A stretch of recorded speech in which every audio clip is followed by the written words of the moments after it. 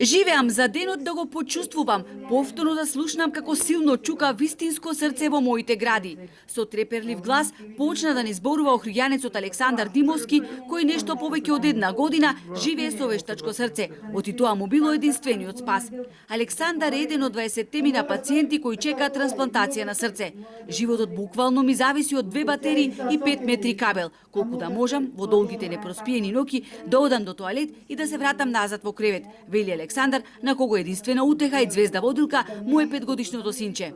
Навесер со капли сиве, тоа мора да сивеш. Тоа исподна така во сивото, да не се расосарвиш.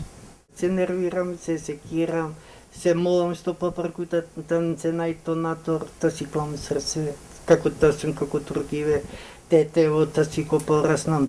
Крајно време е да се пробуди свеста кај надлежните институции, конечно да превземат одговорност и да им помогнат на овие пациенти, на кои пумпите им откажуваат и се во критична состојба, вели мајката на Александар. Ние 2 пати досега и погледнавме на смртта во очи. Состојбата на синот нагло се влоши, а охридските лекари не можеа да ни помогнат, бидејќи не се обучени да третираат пациенти со вештачко срце.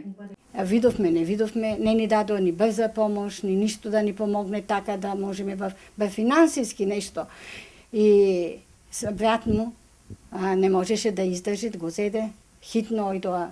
За сад време стигна до Скопје.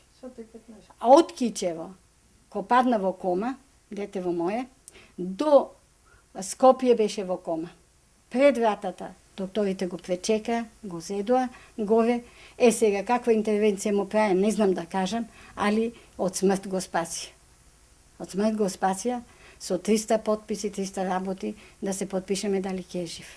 Мислам, тој момент никога пак нема да го заборавиме.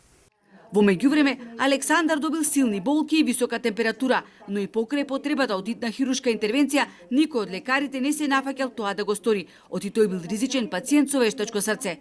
Не успеале да ги набават ниту таблетите, оти само едно пакување чинело 17.000 денари. Ојден сум 2 пати на тресовна болница, сата се оперисам, ама ме одбиват. 2 пати, а парам од фондот да ми се отоплит бесплатно. Пари се немат, а во тресовно, во приватно многу пари барат, а во приватно се нафајкат да ме оперисат. Бевме 2 пати со мајка ми, со брат ми, ама ништо, не успеваме ништо. Фондот не е заинтересиран за нас. Поради корона пандемијата, програмата за трансплантација на срце е стопирана, а од Фондот за здравство, иако постои одлука, се уште не ги покриваат трошоците за лекови, материјали за преврски, редовните испитувања и контролите. Пациентите со вештачко срце се плаќаат од свој џеб. Досега во Македонија не е направена ниту една замена на вештачка пумпа со срце од донор. Ако државата не вложи во едукација на нашите лекари, ќе ги изгубиме сите пациенти кои сега живеат со вештачко срце.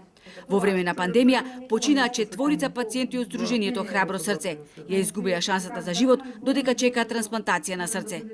Застрашувачка информацијата дека во изминативе месеци, колку што трае кризата со коронавирусот, бројот на пациенти впишани во националната листа за трансплантација се зголемува. Најмладиот пациент е девојче на 13 годишна возраст.